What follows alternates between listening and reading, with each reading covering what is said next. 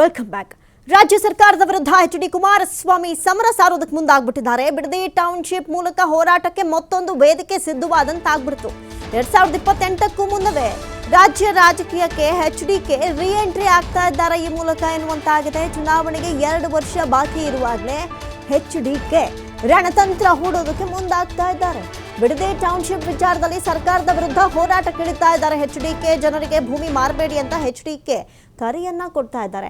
ನಿನ್ನೆ press meet ಮಾಡಿದ್ರು, ಸುದೀರ್ಘವಾಗಿ ಹಲವಾರು ವಿಚಾರಗಳ ಕುರಿತಂತೆ ಎಚ್.ಡಿ.ಕೆ ಮಾತನಾಡಿದ್ರು. ಅದರಲ್ಲಿ ಪ್ರಮುಖವಾದದ್ದು ಬಿಡದಿ ಟೌನ್ಶಿಪ್ ಕುರಿತಂತೆ ಖುದ್ದು ಸ್ಥಳಕ್ಕೆ ಬನ್ನಿ, ರೈತರ ಜೊತೆ ಚರ್ಚೆ ಮಾಡೋಣ ಅಂತ ಸವಾಲು ಹಾಕಿದ್ರು. ಡಿ.ಸಿ.ಎಂ ಡಿ.ಕೆ ಶಿವಕುಮಾರ್ಗೆ ಎಚ್.ಡಿ. ಕುಮಾರಸ್ವಾಮಿ ಸವಾಲು ಹಾಕಿದ್ರು. ಮುಂದೆ ಚುನಾವಣೆಯಲ್ಲಿ ನಾವೇ ಗೆಲ್ತೇವೆ, ಚುನಾವಣೆಯಲ್ಲಿ ಸ್ಪರ್ಧೆ ಬಗ್ಗೆ ಮತ್ತೆ ಖಚಿತ ಮಾಡಿದ್ರು. ಈ ಮೂಲಕ ಎಚ್.ಡಿ.ಕೆ ರಾಜಕೀಯ ಜನ್ಮ ಕೊಟ್ಟಂತಹ ರಾಮನಗರದಿಂದಲೇ ಸ್ಪರ್ಧೆ ಮಾಡ್ತಾರ. ಹಾಗಾದ್ರೆ ಕುಮಾರಸ್ವಾಮಿ ಆ ಸೂಚನೆಯನ್ನೇ ಈ ಮೂಲಕ ಕೊಡೋದಕ್ಕೆ ಮುಂದಾದ್ರ ಅನ್ನುವಂತಾಗಿದೆ. ಈಗ ಸದ್ಯಕ್ಕೆ ಇರುವಂತಹ ಪ್ರಶ್ನೆ ಒಂದೇ, 2028ರ ವಿಧಾನಸಭಾ ಎಲೆಕ್ಷನ್ಗೆ ಸಕಲ ರೀತಿಯಲ್ಲೂ ಈಗಿನಿಂದಲೇ ಕಸರತ್ತನ್ನ, ಈಗಿನಿಂದಲೇ ವರ್ಕನ್ನು ಸ್ಟಾರ್ಟ್ ಮಾಡುವಂಥ ಕೆಲಸಕ್ಕೆ ಮುಂದಾಗಿದ್ದಾರೆ. ಎಚ್.ಡಿ. ಕುಮಾರಸ್ವಾಮಿ ಸವಾಲ್ ಸ್ವೀಕರಿಸಿದ ಡಿ.ಕೆ.ಶಿ. ಟೀಕೆ ಮಾಡಲಿಲ್ಲ ಅಂದ್ರೆ ರಾಜಕೀಯದಲ್ಲಿ ಬದುಕಿರೋದಕ್ಕಾಗಲ್ವಲ್ಲ, ನಮ್ಮ ಒಳ್ಳೆಯ ಕೆಲಸಗಳನ್ನು ಅವರು ವಿರೋಧ ಮಾಡಬೇಕು. 20 ವರ್ಷ ಆದ್ಮೇಲೆ ಬಿಡದಿ ಜನ ನನ್ನನ್ನು ನೆನಪಿಸಿಕೊಳ್ತಾರೆ. ಕುಮಾರಸ್ವಾಮಿ ಜೊತೆಯಲ್ಲೇ ನಾನು ಬಿಡದಿಗೆ ಹೋಗ್ತೀನಿ. ರೈತರು 2 ಏಟು ಹೊಡಿಬಹುದಷ್ಟೇ ತಾನೇ, ಮೊಟ್ಟೆನೋ ಕಲ್ಲೋ ಎಸಿಬಹುದು, ಧಿಕ್ಕಾರ ಕೂಗಬಹುದು, ಧಿಕ್ಕಾರ ಹಾಕಬಹುದು. ಮುಂದಿನ ಭವಿಷ್ಯ, ಅವರ ಮಕ್ಕಳ ಭವಿಷ್ಯ, ಆಸ್ತಿಗಳ ಭವಿಷ್ಯ ಮುಖ್ಯ ಅಲ್ವಾ? ಬೆಂಗಳೂರಿನಲ್ಲಿ ಡಿ.ಸಿ.ಎಂ ಡಿ.ಕೆ ಶಿವಕುಮಾರ್ ಹೇಳಿಕೆಯನ್ನು ಕೊಟ್ಟಿದ್ದಾರೆ. ಯಾಕಂತ ಹೇಳಿದ್ರೆ ಒಂದು ಕಡೆ ಈಗಾಗಲೇ ವಾರ್ ಶುರುವಾಗ್ತಾ ಇದೆ. ಸರ್ಕಾರದಲ್ಲಿ ರಿಯಲ್ ಎಸ್ಟೇಟ್ನ ಬಹುಶಃ ನಾಯಕತ್ವವನ್ನು ಸಿದ್ದರಾಮಯ್ಯನವರಿಗೆ ವಹಿಸಿದ್ದಾರೆ ಇಲ್ಲಿ ಬ್ರೋಕರ್ ಆಗಿ, ನನ್ನ ಅಭಿಪ್ರಾಯದಲ್ಲಿ. ಅವತ್ತು ನಾನು ತೆಗೆದುಕೊಂಡಂಥ ಕೆಲವು ನಿಲುವುಗಳೇನಿದೆ,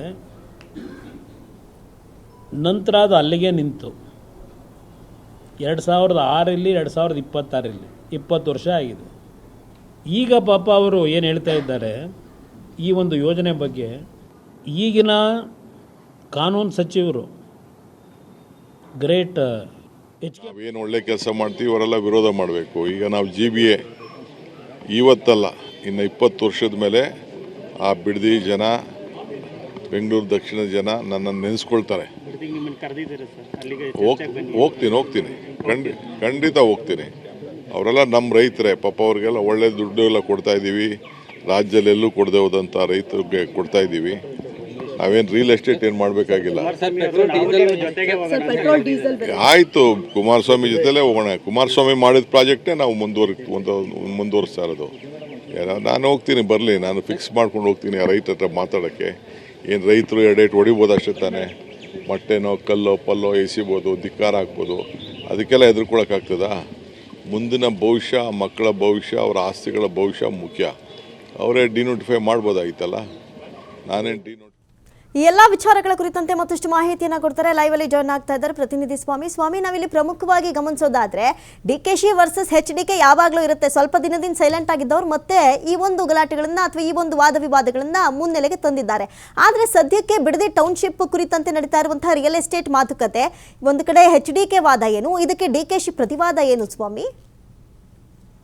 ಅಮೃತ, ಮತ್ತೆ ರಾಜ್ಯ ಸರ್ಕಾರದ ವಿರುದ್ಧ ಕೇಂದ್ರ ಸಚಿವ ಕುಮಾರಸ್ವಾಮಿ ಅವರು ಗುಡುಗಿರುವಂಥದ್ದು.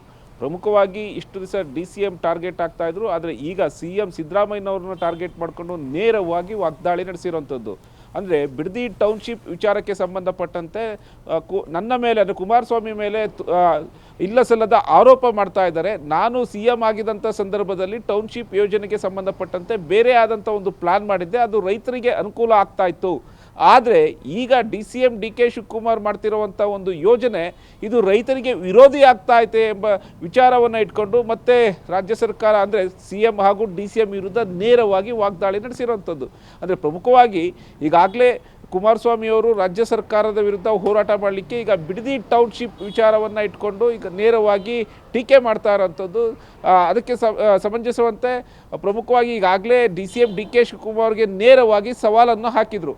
ಬನ್ನಿ ನೀವು ರೈತರನ್ನ ಭೇಟಿ ಮಾಡಿ ಬಿಡದಿಗೆ ಬನ್ನಿ ಎಂಬ ಸವಾಲನ್ನು ಹಾಕಿದ್ರು. ಆ ಸವಾಲನ್ನು ಈಗಾಗಲೇ DCM DK ಶಿವಕುಮಾರ್ ಸ್ವೀಕರಿಸಿರುವಂಥದ್ದು. ಅಂದರೆ ನಾನು ಕುಮಾರಸ್ವಾಮಿ ಜೊತೆನೇ ಹೋಗ್ತೀನಿ, ಅಲ್ಲಿನ ರೈತರ ಜೊತೆ ಮಾತಾಡೋಕ್ಕೆ ನಾನು ಸಿದ್ಧ ಎಂಬ ಹೇಳಿಕೆಯನ್ನು ಕೊಟ್ಟಿರುವಂಥದ್ದು.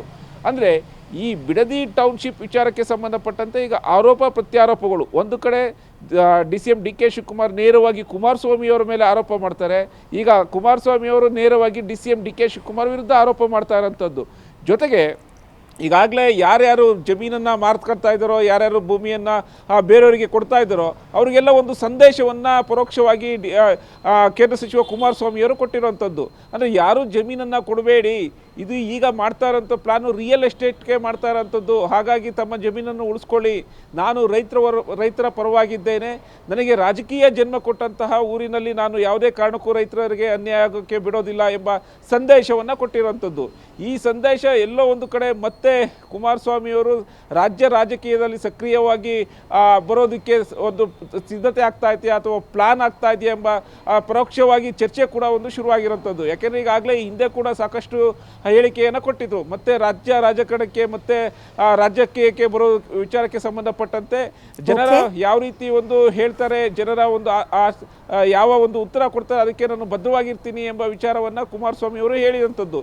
ಈಗ ಮತ್ತೆ ಈ ಬಿಡದಿ ಟೌನ್ಶಿಪ್ ವಿಚಾರಕ್ಕೆ ಸಂಬಂಧಪಟ್ಟಂತೆ ಹೋರಾಟ ಸಕ್ರಿಯ ರಾಜಕೀಯಕ್ಕೆ ಮರಳಿ ಬರ್ತಾರೆ ಎಂಬ ಪ್ರಶ್ನೆಗಳು ಹುಟ್ಟಿ ಹಾಕಿರುವಂಥದ್ದು.